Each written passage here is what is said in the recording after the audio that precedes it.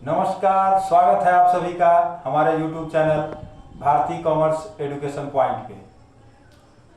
अभी 11th का account पढ़ाएंगे, उसमें जर्नल बताएंगे।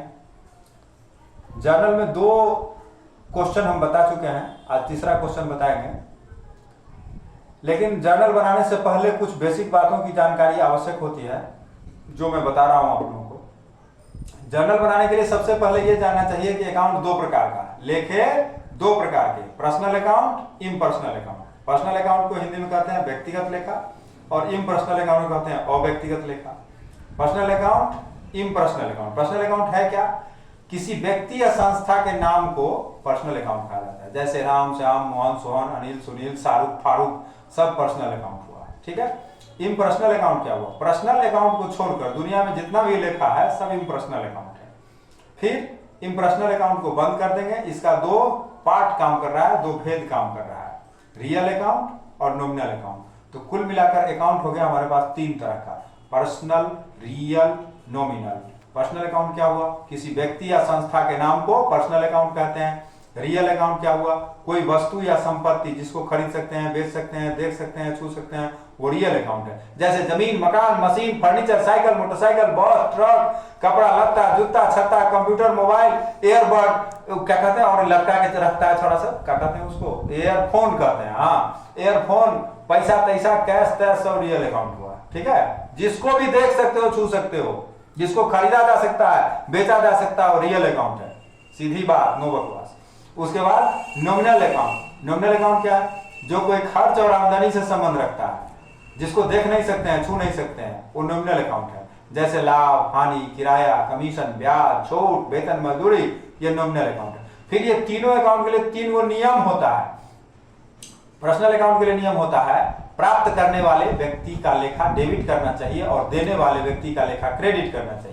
रियल अकाउंट के लिए नियम होता है, जो वस्तु मेरे व्यापार में आ रही है उसको डेबिट करना चाहिए और जो वस्तु मेरे व्यापार से बाहर जा रही है उसको क्रेडिट करना चाहिए। नॉमिनल अकाउंट के लिए नियम होता है, सभी खर्चे और हानियों को डेबिट करना चाहिए और सभी आमदनी तथा प्राप्तियों को क्रेडिट करना चाहिए। इन्हीं 3 अकाउंट और 3 नियमों के बारे में जिस बच्चे को मालूम रहेगा, जर्नल धकाधक बनाएगा। ठीक है। अभी हम क्वेश्चन नंबर 3 बना रहे हैं। हम अपने कैमरामैन को कहेंगे कि क्वेश्चन नंबर 3 को वो दिखाएंगे। क्वेश्चन नंबर 3 हम पढ़ रहे हैं। Doctor S K. सिंह का अकाउंट है, पहले बुक देख लीजिए। Doctor S K. सिंह का अकाउंट 11th का अकाउंट है। इसमें क्वेश्चन नंबर 3 जर्नल का, देखिए रोजनामचा जर्नल, इसका क्वेश्चन नंबर 3 हम पढ़ रहे हैं। निम्नलिखित लेन देनों की कुंदन की पुस्तकों में जर्नल प्रविष्टियां कीजिए। जर्नल प्रविष्टियां कीजिए, तो पहले जब ही जर्नल प्रविष्टि आपको करने के लिए कह रहा है तो ऐसे फॉर्मेट बनाना पड़ेगा। जर्नल एंट्रीज ऊपर में लिख दीजिए। कुंदन के बुक में है तो ऊपर में आप ये भी लिख सकते हैं, in the books of Kundan, in the books of Kundan journal entries. Format बनाओ।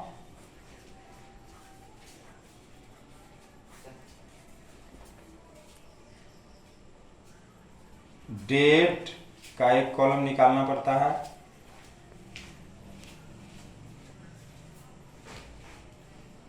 पार्टिकुलर्स,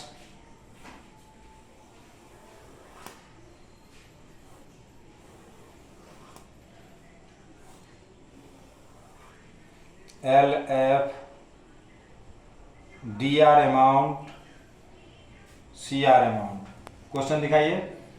2023 मई 1, 2023 मई 1, शुभम से नगद माल खरीदा 20,000। क्या कह रहा है? शुभम से नगद माल खरीदा 20,000। जब नगद माल खरीद रहे होंगे या बेच रहे होंगे तो आदमी के नाम से कोई मतलब नहीं रखेंगे। शुभम से नगद माल खरीदा तो क्या हुआ? माल आ रहा है और पैसा जा रहा है। माल और पैसा दोनों रियल अकाउंट है। रियल अकाउंट का नियम, जो वस्तु आ रही है उसको डेबिट करो, जो जा रही है उसको क्रेडिट करो। माल को अंग्रेजी में गुड्स कहते हैं, तो माल आ रहा है तो गुड्स अकाउंट DR, और पैसा जा रहा है तो टू कैश अकाउंट। पैसा कितना है?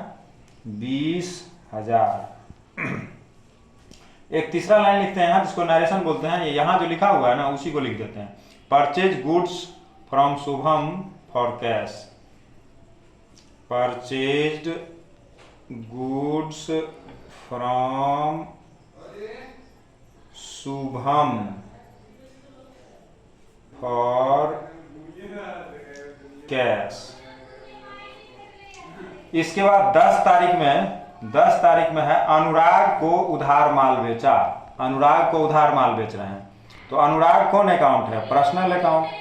पर्सनल अकाउंट का नियम, पाने वाले को डेबिट करो। अनुराग को उधार माल बेच रहे हैं तो अनुराग पा रहा है, अनुराग अकाउंट दिया। माल बेच रहे हैं तो माल जा रहा है मेरे यहाँ से, माल रियल अकाउंट। आती है तो डेबिट करो, जाती है तो क्रेडिट करो। माल बेच रहे हैं तो माल जा रहा है मेरे यहाँ से, इसलिए माल को क्रेडिट कर देंगे। जिसके पीछे 2 लगा दिए वो क्रेडिट हो गया। पैसा है इसमें 10,000। Sold goods to Anurag, sold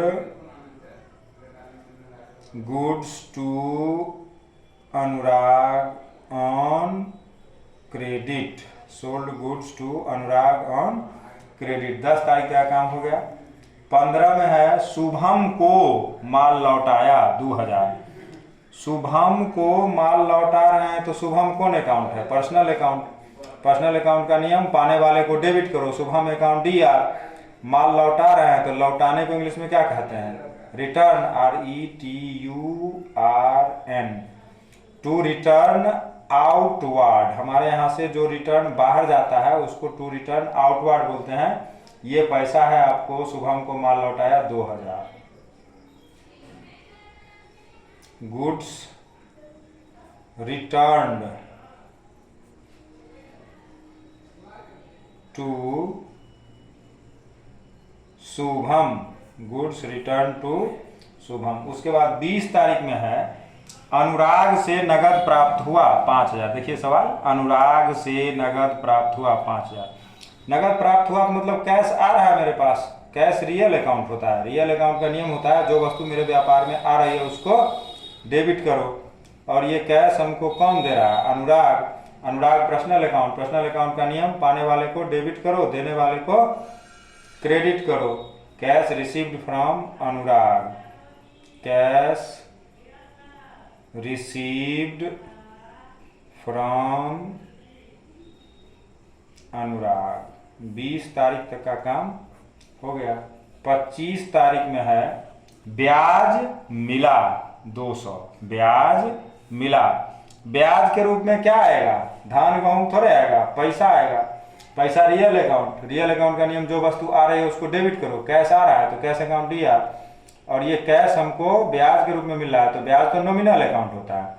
nominal account का नियम, सभी खर्चा और हानि को डेबिट करो और सभी आमदनी और प्राप्ति को क्रेडिट करो। तो जो ब्याज मुझे मिल रहा है क्या है मेरे लिए? आमदनी है, इसीलिए उसको क्रेडिट कर दिए। रिसीव्ड इंटरेस्ट, रिसीव्ड इंटरेस्ट हो गया। अब इसको एक बार टोटल कर लेंगे। 20 10 30, 30 2 32, 32 और 5 37, 37,200 टोटल करके यहाँ लिख दिए। डबल लाइन जरूर मार देना है, उससे हुआ कि ये बंद हो गया है। 37,200 यहाँ इसके सामने लिख देंगे टोटल जर्नल, बस।